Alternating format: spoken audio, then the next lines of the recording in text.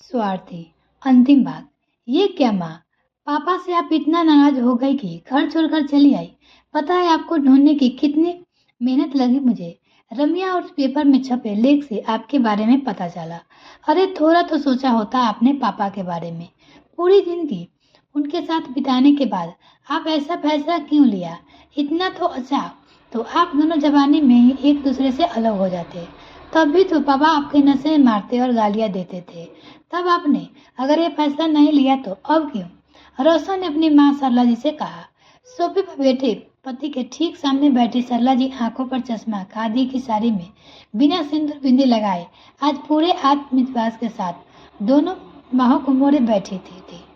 सामने रखे centre table पर न्यूज़पेपर में छपा उनके नाम का कॉलम जो कोने में जिसमें लिखा था लाखों महिलाओं के लिए प्रेरित सरला जी की सफलता की कहानी, जिसे देखकर राजेंद्र जी को ऐसा लग रहा था कि जैसे कोई उन्हें मुंह पे चिढ़ाकर बोल रहा है। वो देख लो राजेंद्र, जिसने तुमने कभी सम्मान नहीं दिया उसे आज पूरी दुनिया सम्मान दे रही है।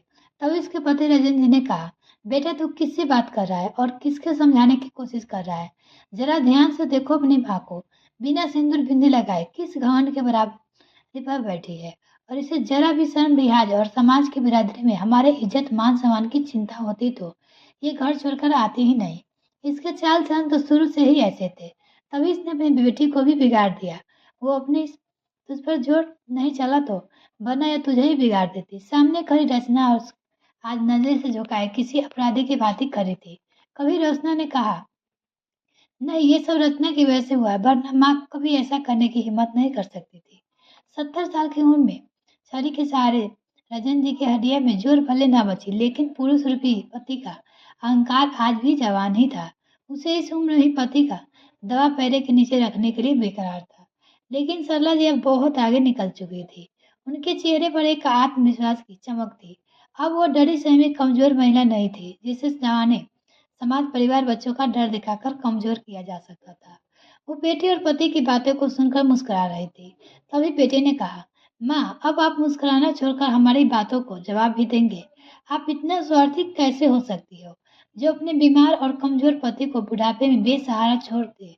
अपने का पता भी है आपको प्रेशर अटैक आया था पापा को, तो अच्छा हुआ कि ज्यादा गहरा अटैक नहीं था, बस चेहरे और बाएं पैर पर ज्यादा असर हुआ जो ठीक 6 साल पहले। सर अब बुढ़ापे में इनकी आपकी सबसे ज्यादा जरूरत है, तब इन्हें छोड़ रही हो। ये कैसा घमंड माँ, एक औरत का खास कर पत्नी इतना स्वार्थी होना ठीक नहीं है। अब भी देर नहीं हुई है, आप चलिए हमारे साथ अब घर, और यहाँ रचना को रहने दीजिए। आज 1 साल से सरला जी को पुरानी साड़ी कर भी यादें ताजा हो गई। आंखों में आंसुओं को रोकने से उन्होंने चश्मा उतारकर टेबल पर रख दिया और सफेद रुमाल लेकर आंखों को गीले हुए कोरों को पोंछते खुद ही खुद संभाल लिया। और तब सरला जी ने मुस्कुराते हुए बड़ी सहमता से कहा, हाँ बेटा तुमने बिल्कुल सही कहा, मैं एक स्वार्थी पत्नी हूँ। तभी तो इनकी मार खाकर बद्दी बद्दी गालियां सुनकर भी इनकी सेवा करती रही। इनके घर और रिश्ते को अपने समझकर घर के एक एक कोनों को करीने से सजाती रही। प्यार और समर्पण रिश्ते की भाग्य की चीज थी। अपने बच्चों छोटी छोटी ख्वाहिशें पूरी करती रही, उनकी परवरिश करती रही ताकि उन्हें कोई तकलीफ ना हो। लेकिन एक झटके में मेरे ही वजूद और परवरिश पर प्राचीन लगा दिया। सारा दोष मेरे सिर पर मर दिया। क्यों बच्चे की परवरिश सिर्फ माँ की जिम्मेदारी होती है। क्या एक औरत सिर्फ सिर्फ अपमानित करने के लिए होती है। बड़ी आसानी से कह दिया तूने कि मैं लौट जाऊं, लेकिन तुमने एक बार भी नहीं पूछा माँ आप कैसी हो। आपने मुझे ये क्यों नहीं बताया मैं आपका साथ देता या कोई व्यवहार जो तुमने किया होता। एक बेटा होने के नाते तुम्हारी किसी भी संवेदना के प्रति होती है। तुमने तो ये जब तक जानने की कोशिश नहीं की कि जिस वक्त तुम्हारे पापा ने हमें घर से निकाला था उस वक्त हम कहाँ गए, कैसे रहे, किन मुश्किलों का सामना किए। कुछ भी नहीं। ये नाम है शोहरत मुझे खैरात में नहीं मिले है। इसके लिए मैंने कई रात जाकर भूखे रहकर, कभी रोकर कभी हंसकर बिताई है। तब जाकर मैंने अपना घर बनाया और नाम पैसा कमाया। आज मुंबई जैसे जगह में लोग मुझे मेरे नाम और काम से जानते हैं। ये फेमस प्ले स्कूल और वो ठीक एक रात में नहीं, और मैं अपनी मेहनत छोड़कर कहीं नहीं जाऊंगी। रही बात तुम्हारे पापा की, तो इनको हमेशा से इस बात का घमंड था कि पैसे हो तो कोई भी सेवा करने के लिए तैयार रहता है, तो ये पैसे देकर जिसे चाहे अपनी सेवा करा सकते हैं। लेकिन मैं इनकी सेवा नहीं कर सकती।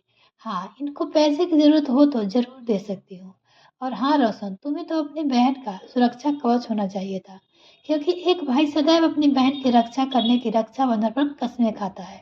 लेकिन कोई बात नहीं, मेरी बेटी की वजह से कभी कुछ नहीं हुआ। ये सब कुछ तुम्हारे पापा के बुरे व्यवहार की वजह से हुआ है। लेकिन मैं कहती हूँ कि जो हुआ अच्छा ही हुआ, वरना मैं खुद कभी पहचान ही नहीं पाती।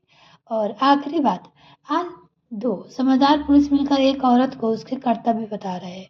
तो क्या मैं इन पुरुष से जान सकती हूँ कि क्या आप दोनों की भी जितना अपने कर्तव्य का बोध है, जितना आप दोनों मुझे बता रहे हैं, एक बेटा होने के नाते क्या तुम्हारा कोई कर्तव्य नहीं बनते पिता की तरफ? क्यों? जिस बेटे को जन्म देने के लिए लोग मंत्रों, पूजा पाठ व्रत रखते हैं, वो उसकी सेवा नहीं कर सकता। सारे कर्तव्य एक पत्नी और माँ और औरतों के ही होते हैं, तो पुरुष उसके शिक्षा देने वाला, अपमानित करने वाला कौन होता है? आप दोनों यहाँ से जा सकते हैं। कहकर घर से बाहर का रास्ता दिखाते हुए सरला जी उन लोगों से हाथ जोड़ लिया। तो मिलते हैं फिर नेक्स्ट फ्रेंड, तब तक के लिए bye. Thanks for watching this video.